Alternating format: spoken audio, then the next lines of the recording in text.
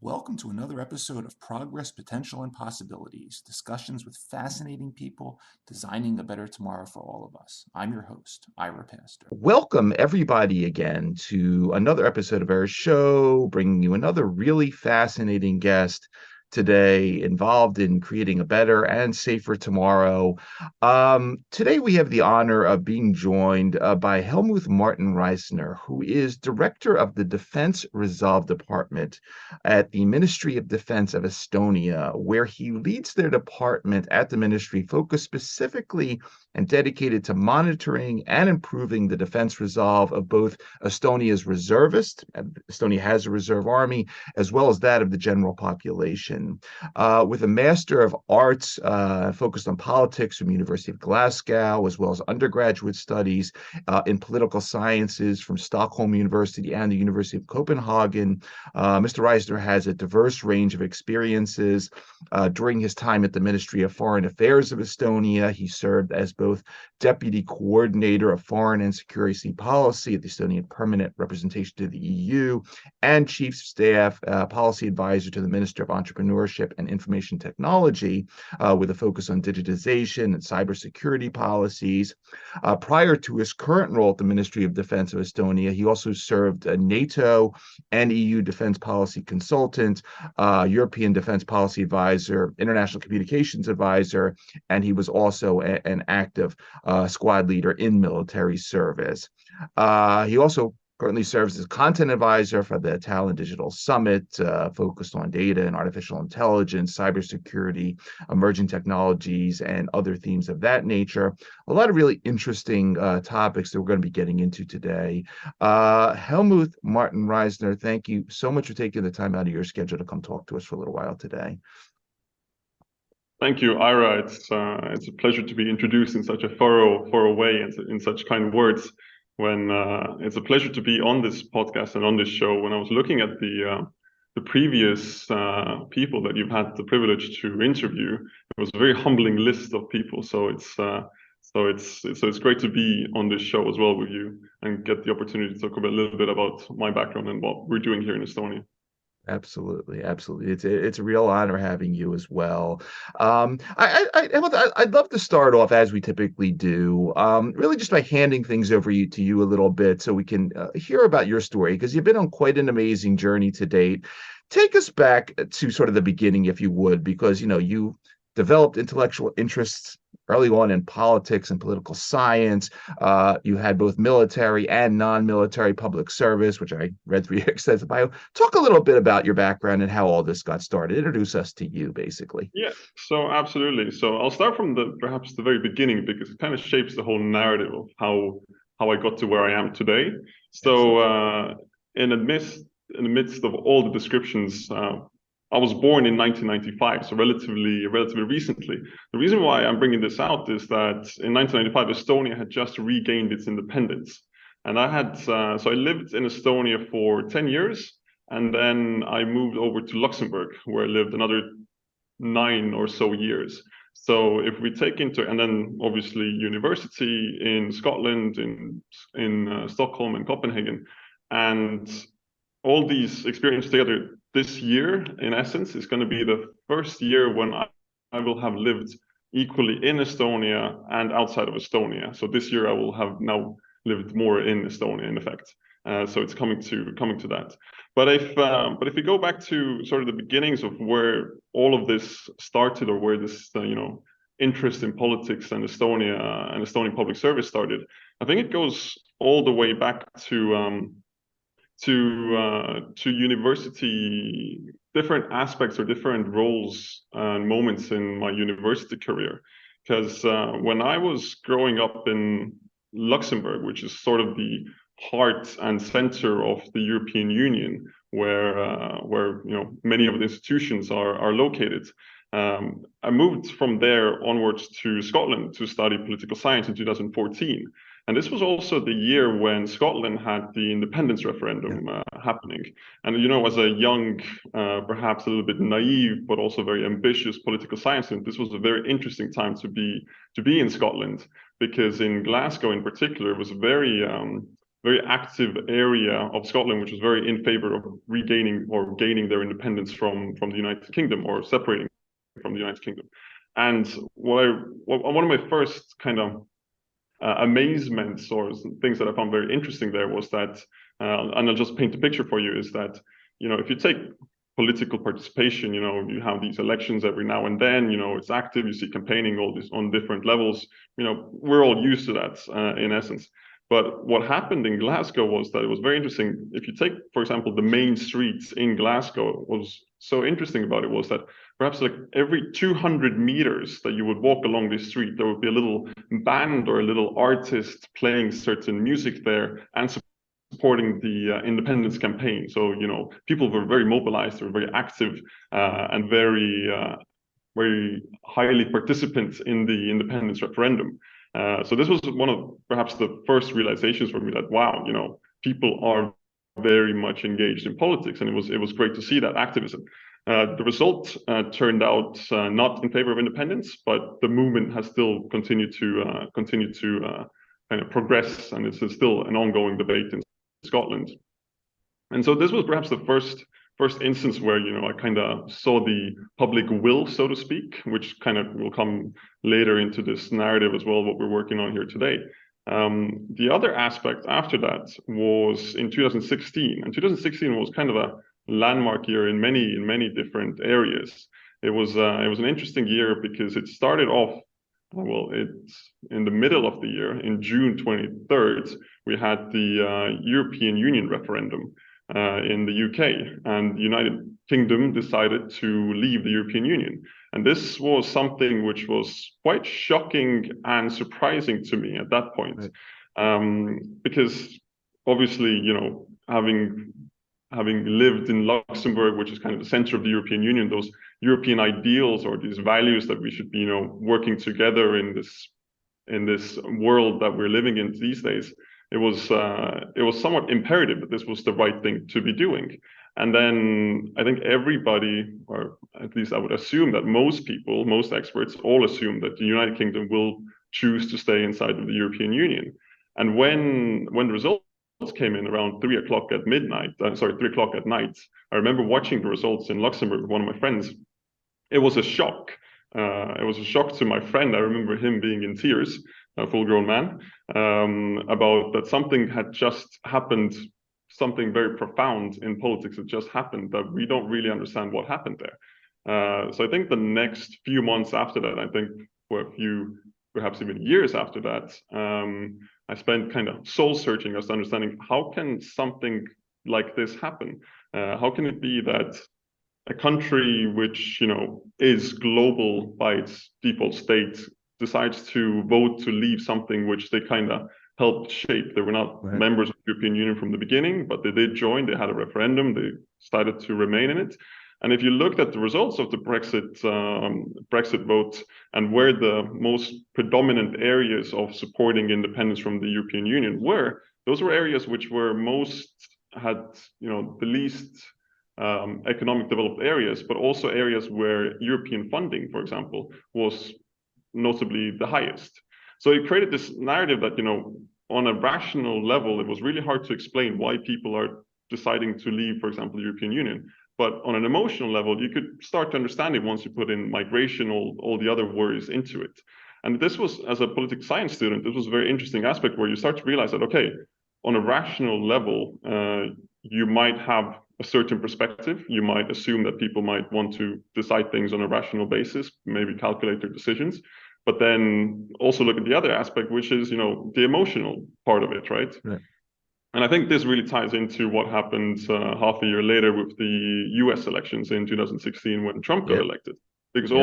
all the experts, everybody was very confident that Hillary Clinton is definitely going to win the votes, and it would make all the sense in the world. And all the polls were suggesting, and I think the favorability of Hillary winning the elections was very, very high. And then again, another shock, another surprise, and I think a lot of people to this day are still trying to understand what exactly went wrong. And then coming back to myself as a political science student, at that point, it was a really weird situation where you're trying to understand, what have you learned in political science? People should be rational behavior, rational actors, but then realizing that, the real world doesn't really work like that. And there is something which we have not been able to grasp in our political science these days. And I think this is where, as a political science student, this led me into my next role, or one of my roles after that, which was in international communications. Because it was at some point, I think the narrative after both of these elections was that, if we can only communicate a little bit better, then we could solve all the issues. That communication is the key parts of all these problems. And if we can just, make a better case why the European Union is good, why, simple solutions don't always work, and we shouldn't buy into populism. We could only just communicate a little bit better, then, we could solve these problems. And this was something which I believed in, and I think to this day, to a certain degree, I definitely believe. But once you go even further, then you realize that communication is not the answer to all the problems. It's more about the phenomena which is underneath the communication, because you cannot communicate something which is not based on phenomena itself. So yeah, this was perhaps the biggest realizations, or biggest part of kind of what shaped my interest or identity as a young politician at that point, and ultimately led me to this position here today. Outstanding. Really outstanding. I appreciate you sharing that part of the story with us. And one other thing before we get into your current role as director of the Defense Resolve Department, I'm sitting here on the East Coast of the United States, and we see the current Russia-Ukraine war from across a very big ocean and across a major continent. You, as our NATO ally, you are sitting right there on the border of Russia. I'd like to just, for our audience that may be less familiar with Estonia in general, could you talk just a little bit about the Estonian Defense Forces currently? I mean, I sort of downloaded I was doing my own research. So here we have Estonia, about 1.4 million citizens, compulsory conscription at age 18, somewhere about 7,000 active personnel, a little over 200,000 in reserve. Talk a little bit about the Defense Forces structure as it currently sits today.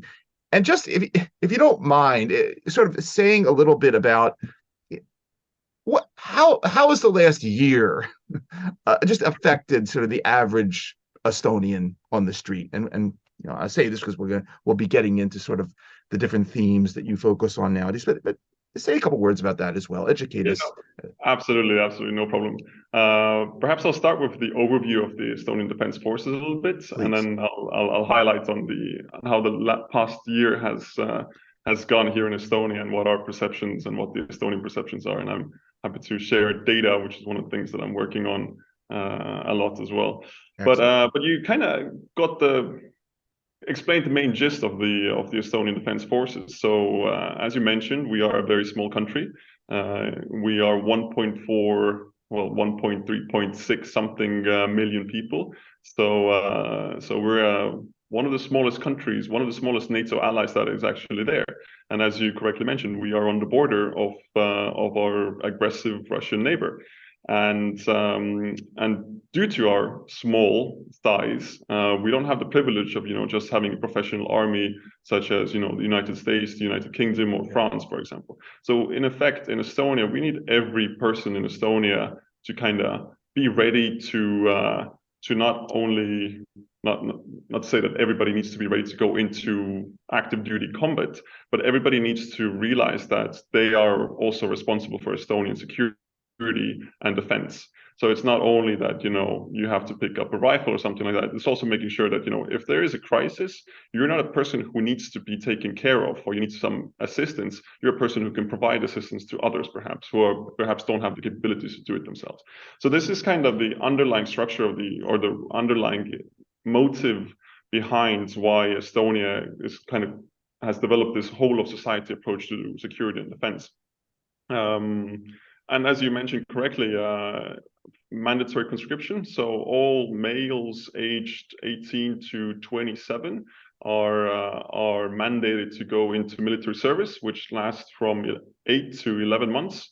Women are not included in that. So I had the privilege to go through conscription relatively recently after finishing my university studies. And this is a natural part of Estonian society. And in general, there is a high level of support for that. And I think people understand why we need it more so today than perhaps a year ago. And this will now brings us over to what is the situation here today in Estonia. In effect, the war in Ukraine, before it started, it was quite evident. I mean, there was a lot of discussion that, it's definitely going to happen. It's coming. There was a lot of intelligence being put out there online, including by the United States. There was an extensive effort to kind of communicate to the public that this is something that is coming, that, every argument that Russia perhaps tries to prevent or try to create this narrative that they are acting in self-defense and all these different things, it was clear that these are not going to hold up, right? But I think despite all of that, it was still a surprise to a lot of people.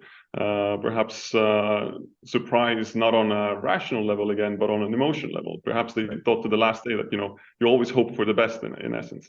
But then what happened in Estonia, first few days, I would even say a few weeks or months, there was a state of shock that, really we are now living in the 21st century and we have outright, massive military scale operation or war happening, just a few thousand kilometers away from here. And obviously everybody was worried, naturally so, and everybody was very, very concerned. And when we look at, how did the Estonian public react, then, you might assume that, if you're in a small country, Estonia, next to a large aggressive neighbor, that you might get scared or get the inclination that, I want to move away from here or do these different things. And I remember talking to international friends, they would write to me, it's like, hey, like, how are you doing? If you need to evacuate from Estonia, you're welcome to come to my place. Even my mom, who lives in Luxembourg, said that, if things hit the fan, then take the first plane to Luxembourg. To which I replied that, Mom, I am an active reservist in the Estonian Defense Forces. There's not a chance that I will be leaving Estonia in that case. But there was so internationally from abroad, there was this reaction that we should be very cautious, or there was this high levels of concern, where it's going to happen next. But in Estonia, the effect was, I would not say the effect was that, people wanted to run away. In essence, people kind of mobilized or rallied around the flag, in effect. There was a massive uptake in supporting Ukraine. There were citizen initiatives, government initiatives to help Ukraine. Donations were pouring in. People were, buying up all the helmets, body armors, drones, and are still doing it to this day, and trying to support Ukraine in every way that we can. And one of the biggest manifestations of that, which you still see to this day, was that everybody was effectively wearing Ukrainian flags. And I think there was this somber and sobering attitude amongst all the Estonians that, our hearts were with the Ukrainians at that moment. But it wasn't a situation where, people were desperately treading or very scared for their lives or things like that, or planning to, leave Estonia, for example. So that didn't really happen. And one of the things which is notable for the start of the invasion of Ukraine is that it took place on the 24th of February, which is also our Independence Day. So it was which is a day where we have a military parade and people kind of get this patriotic feeling that we are we are a strong country and we see the presence of our allies and all these different things. But that day completely took a different meaning. That yes, if you celebrate Independence Day, inevitably what you're supposed to be, what you think of is that, how fragile is this independence that you have and how young of a country that we are, right? And then, that was made so evident by the start of the invasion in Ukraine. So yeah, and so in conclusion, and if we look, and sorry, to bring the statistics into it as well, what we saw was that in for example, defense willingness, or how did people react to do they want to defend Estonia or not? It shot up.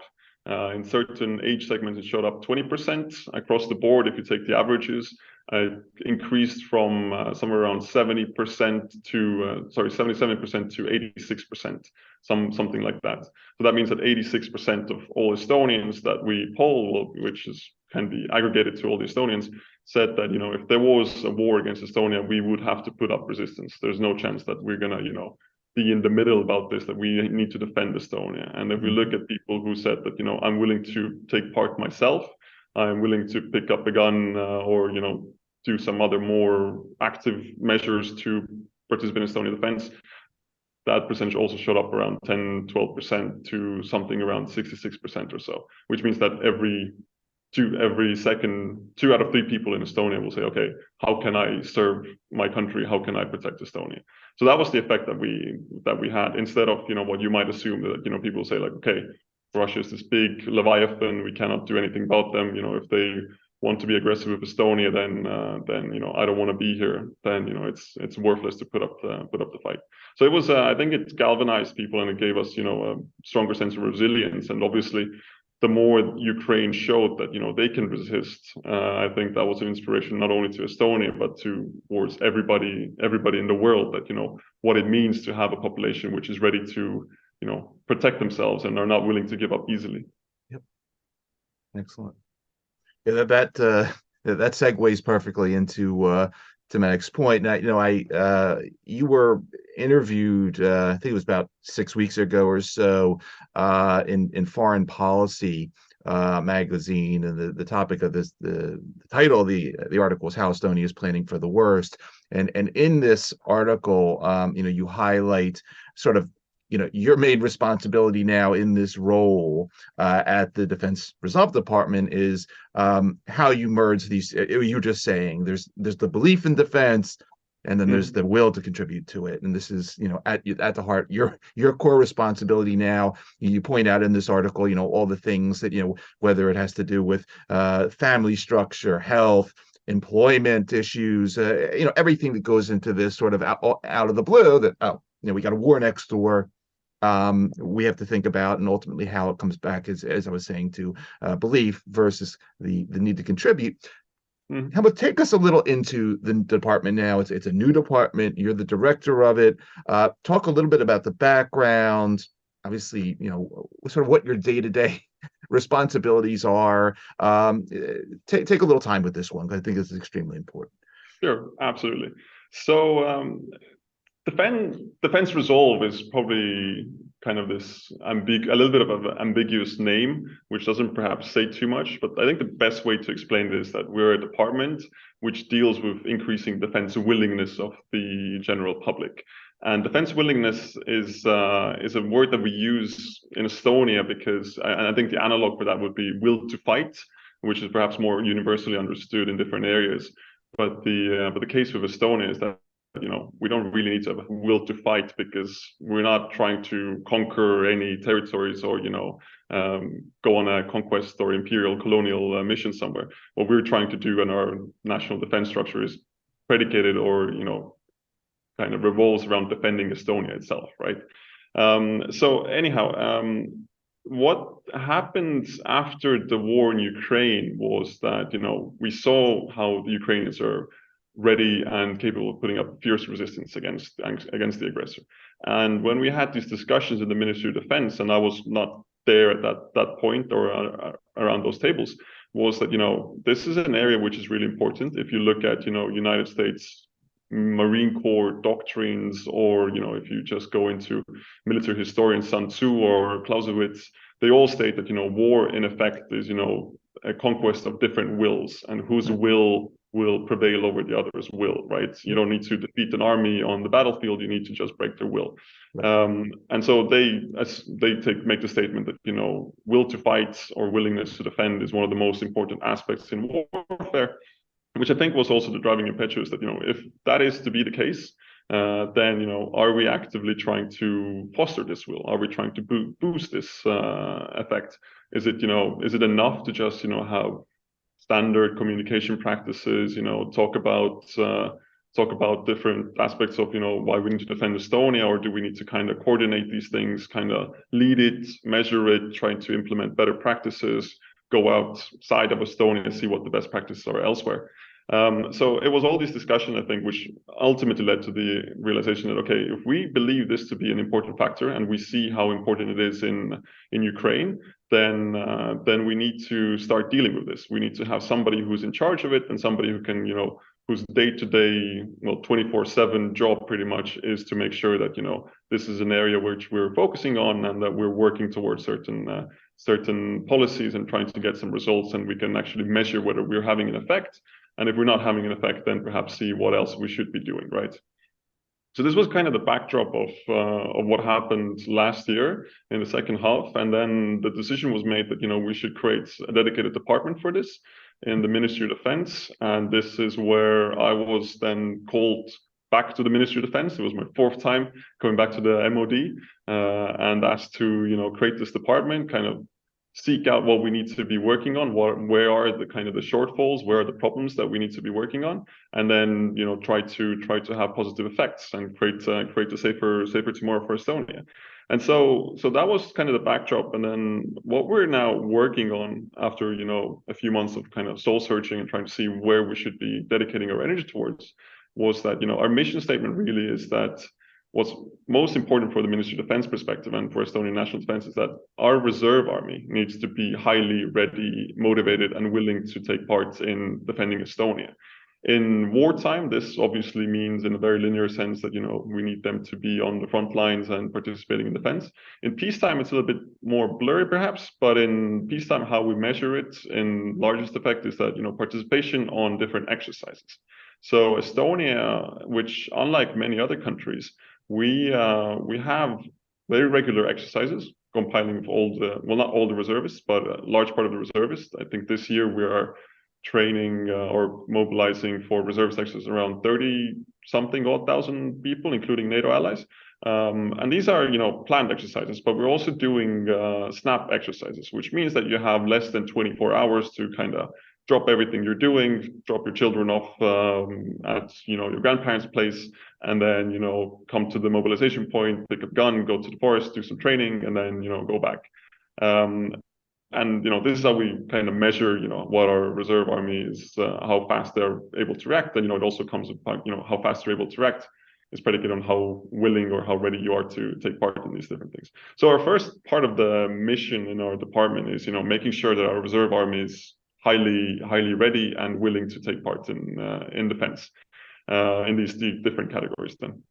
And then if we expand it a little bit further, we're also looking at that in society at large, there is support for defending Estonia. So with that, we don't create a situation where perhaps you have, you know, 200,000 reservists or people that you can mobilize who are very willing to, you know, go defend Estonia. But then, you know, the rest of society says that, you know, why should we bother? You know, this is not what we should be doing. We should probably capitulate, or, you know, we should not put up a fight at all. Let them come as they want. Let's avoid all the troubles, right? So that we need to have, you know, society supporting defense as well.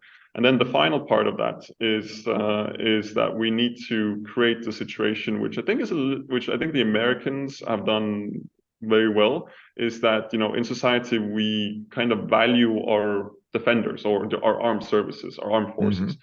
In the US, this is very notable. I think there's a lot of good examples to take from the Americans and the US. But this is something that we want to do in Estonia as well. So, and when I mentioned this, that, you know, whole of society supporting not only defense of Estonia, but also the armed forces, one of the key elements of that, which I have in mind, is the private sector.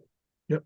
So now, if we go kind of more into detail of that mission statement, then is that for the reservists to take part in different military exercises, one of the biggest barriers, or one of the biggest kind of the inhibitors, or one of the obstacles that they need to cross is, falling incomes, because their employers are not mandated or obliged to continue paying their salaries once they're on exercises.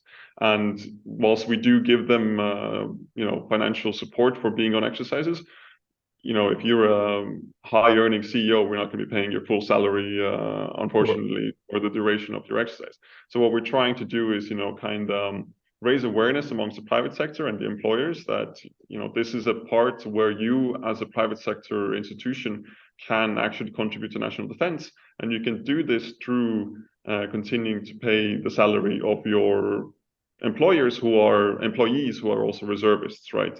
So we're trying to entice them to be more active on that front as well, and kind of create the awareness that this is a way that you can contribute. And we see that companies are willing to do it, but a lot of the companies, if they don't have a military background themselves amongst the board members or things like that, then they're not aware of it, that this is something that they could be doing or something that they want to do.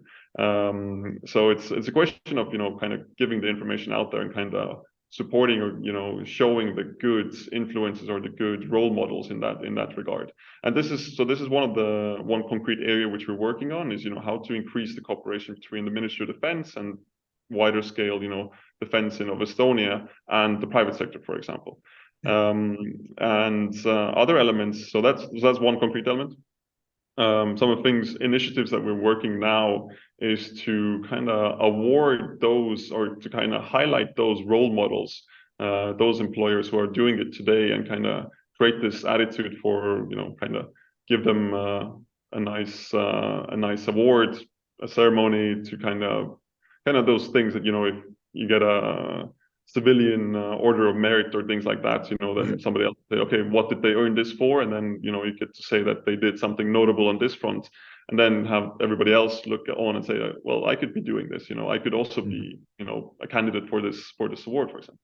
So that's one initiative we're working on. We should be seeing the first fruits of that labor probably in June this year. But so that's the private sector part, and then if we look at, coming back to the reservist forces, what we're focusing on is that defense willingness and individual attitudes are very closely tied to, your upbringing and your younger years, where you start to form your value space, your norms, what your beliefs are in effect, right? So when we look at, trying to motivate our reserve army, it's not only about, taking a reservist who has finished military service perhaps 3 years ago or perhaps 10 years ago, and then trying to kind of build their defense willingness. What we're putting our focus towards is, the young people before they go into military conscription, whilst they're in military conscription, and then ultimately when you're a reservist as well. So things that we're working on, for example, or one of the things that we and now decided on government level is that to expand national defense curricula in all high schools. And I'll explain this in a little bit more detail. Is that in Estonia, since our first independence in 1918, we've always had a course in schools which kind of talked about, which I think it doesn't really translate too well into English without sounding a little bit propagandistic. It's called the National Defense Course. And what it entails is, it's kind of a mix of history, sociology, civics, but then there's also the component of, what is military service and all these different things. So what it entails, what is Estonian history? What is the price of freedom? Why is independence important? What happened when we didn't have independence during the Soviet occupation? What happened when, a lot of our family members were deported to Siberia, to work camps and all these different things. Right. To kind of give them the perspective on what is the price of freedom, why it's not, self-evident. And then there's the other element, which is then talking about, what is the Estonian military service, why it's important that people go into conscription service, and if perhaps you're a female or you don't qualify for military service due to different reasons, how you can contribute to defense on other scales. And also, if there is a crisis that's happening, how can you take care of yourself instead of being, a person who needs to be taken care of, being a caregiver instead. Excellent. So Yeah, that's the youth part. sure. And then obviously we have the military training itself, where we have young men, well, males aged 18 to 27 go into military service. So we're trying to look into that aspect as well. How can we kind of streamline the military service so it's perhaps not even streamline, but kind of maximize how young people or how the conscripts understand, the wider picture of national defense. Because it's all very good to learn how to fire a machine gun or work radios, but you need to be kind of more aware of, what is the wider scale, what is the role of NATO in defending Estonia, for example, and all these different things matter. And these are things that we've been doing. I mean, my department, so to speak, is not reinventing the wheel in any real category. We're not perhaps creating something completely innovative and original. It's more about, looking at the services that we've built up, the things, the functions that the government has, and trying to understand, can we put these pieces together to create extra added value in these different areas. So in the case of, the national defense curriculum in high schools, it was voluntary for the students. But then just in the beginning of this year, we made the decision that, okay, we see the value of it. It's very popular among young people. So we should expand it to all schools and mandate from the government that, all schools should be teaching this area. And why I mentioned that, the fact that it's popular, is that there was, international audiences sometimes ask, are you trying to create these propaganda courses for young people? And the answer I would have is that no, we're not. We see that, these are things that students themselves are interested in.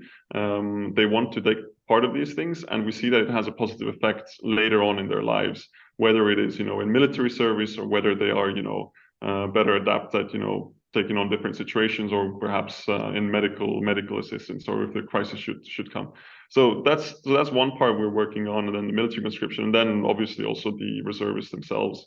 And then finally, one of the areas that we're still kind of putting our pieces together and trying to come up with a good, solid plan and come out with new initiatives is kind of the whole of society approach that, not only the reservists and young people and the private sector, but whole of society. What role does, an individual such as yourself, if you were in Estonia and not a reservist, or perhaps some of my colleagues would have if, war were to come, or if there was a crisis situation? How informed are they of their role that they could contribute to Estonian national defense?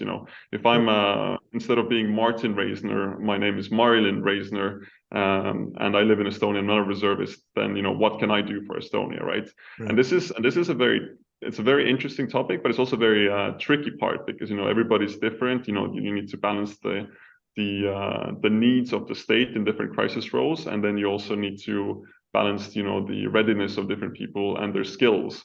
So this is work that's not only in the Ministry of Defense, but it's across with other ministries in Estonia that we're trying to solve this problem. That, perhaps if there was a crisis, am I going to show up at a for example a hospital, for example? Am I willing to become a supplementary nurse, for example, and all these different things? And if I'm willing to become work in the first aid sector, for example, can I receive some training already in advance, so that we don't have a situation where a crisis hits, and then everybody shows up the door, says, what can I do? And then the government has to push them away.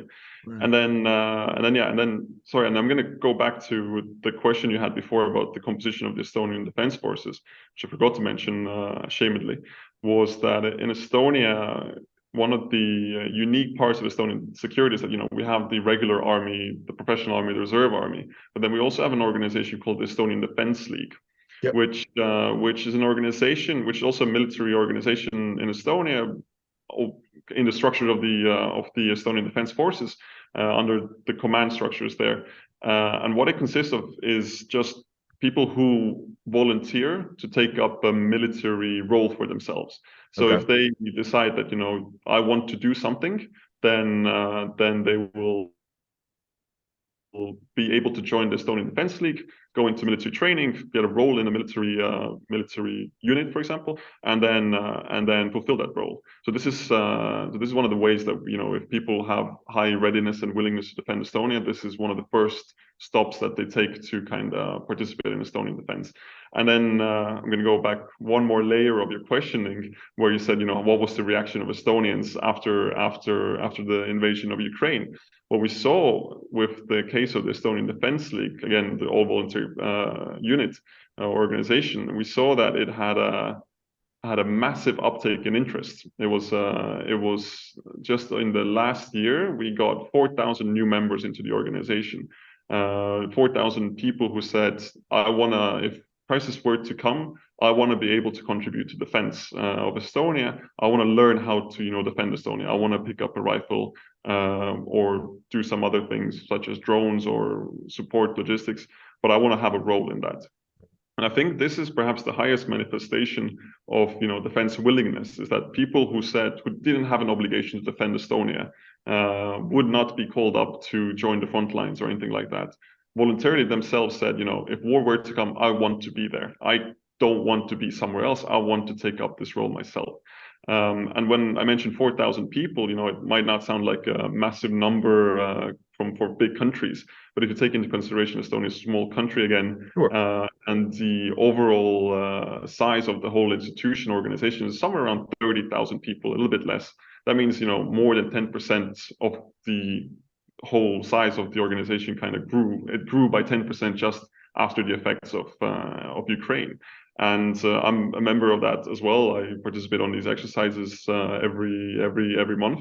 And when I asked my friends or the people that joined recently, and when we've been training them, I asked, you know, what made you take this role? You know, was it just the fact that, you know, you wanted to do it before, but you didn't kind of get the push, or what was it? And the answer that comes back from them is that, you know, if war were to come, then I understand that, you know, there's nowhere where I want to run. There's nowhere where I can run, because if war were to come to Estonia, we are NATO is in conflict, right? Right.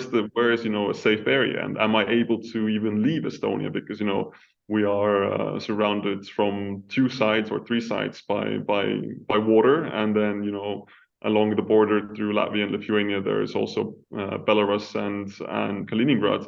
It's not that easy to get away from here. Right. So you know, I understand that I can't go anywhere, so I might as well pick up and, you know, defend Estonia. And again, if I'm going somewhere, then who's going to protect my family? Who's going to take care of them? So I think that's one of the great illustrations of, you know, what happened in Estonia once Ukraine war kicked off. But I'll pause here and then let you sweep in another questions, so I don't speak too long. No. You're doing great. I mean, you're really educating us here, and it's a quite elegant model that you're putting together, especially as you were saying, the history part and the youth. Yeah, I mean, we can't, I guess, overstate how important it is to know our short-term history, let alone longer. The one thing I just wanted to ask, as you were bringing up the issue with the private sector and the commendations and all that. Obviously, you know, one of the things we always read about in the press about Estonia over here is a sort of you know, sort of the Silicon Valley developing in Estonia per you know, where it is, the technologies in different areas like cyber and artificial intelligence and all that. I know you also have a cyber command, and I was just interested. I know, you know, sort of this Diana project per NATO sort of just went online. Any other interesting things and anything else you might want to mention per the department or the greater Estonian Defense Forces Yeah. structure per, you know, what's going on as we speak in real time? Sure, you kind of tickled my nerve there in a good way. Coming back to, you know, I used to work as Right. the advisor to the Ministry of Entrepreneurship and IT.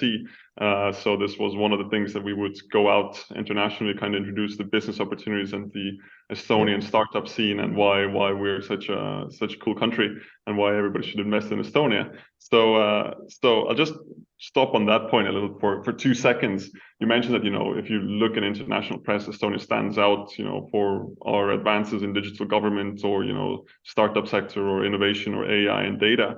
And I think I can tie this back to, the Estonian independence in 1991. In the 90s, in the early part, you really had a choice. I mean, we weren't a country, coming out of the Soviet Union. You don't have massive wealth. We don't have any meaningful or great wealthy natural resources or things like that on which we could build our national capital.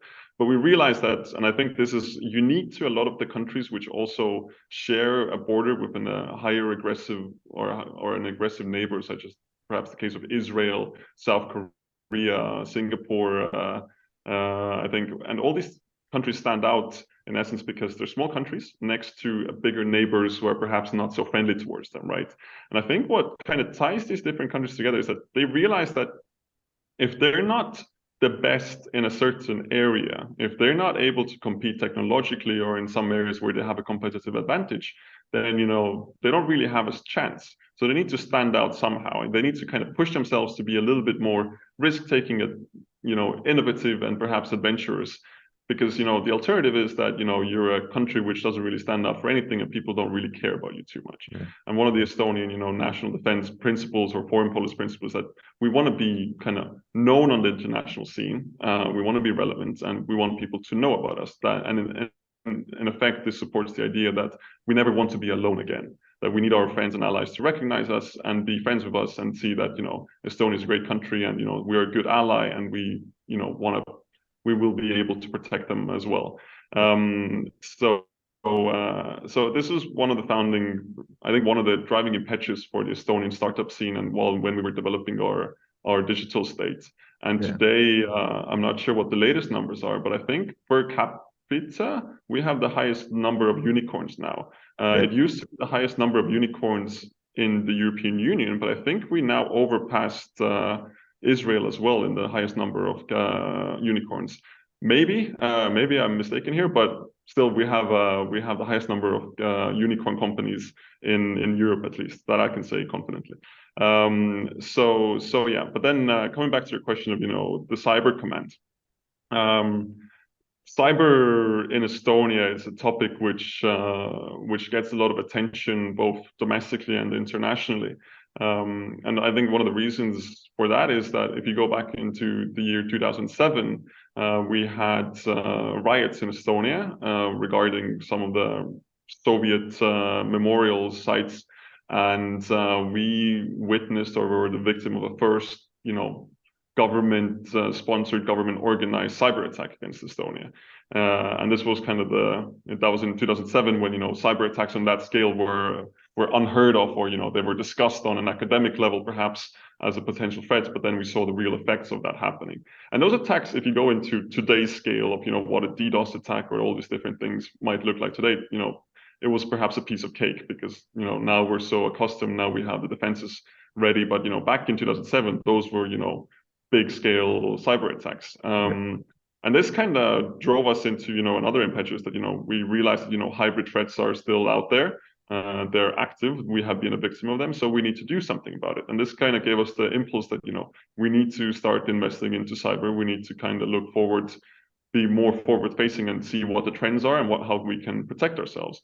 And the manifestation of that kind of policy line or kind of working towards this was that NATO created its cyber center of excellence in Tallinn, where we now draw experts from all across the alliance, but also internationally from Japan, South Korea, and all these other countries as well. So cyber has always been a topic very close to our kind of defense policy, but also because it's the Estonian government is so digitalized. Just give you an example, we vote online.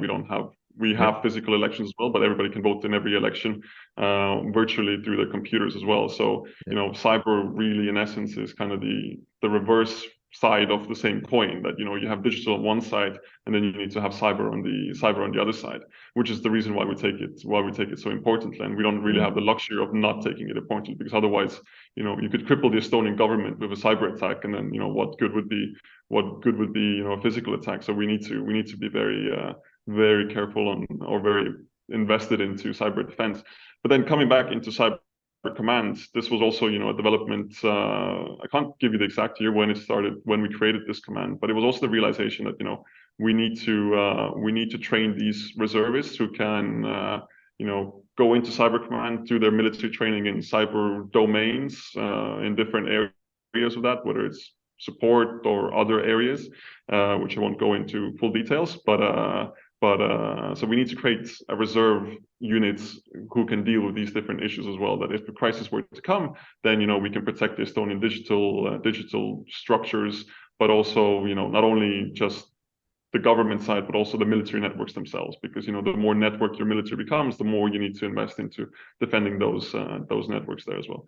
And it's a great recruitment driver for the Estonian conscription force, because a lot of young people see the value in going into the cyber command. Because in effect, if you enter the cyber commands, you leave the cyber command, you go into the private sector, look for a job in the IT sector.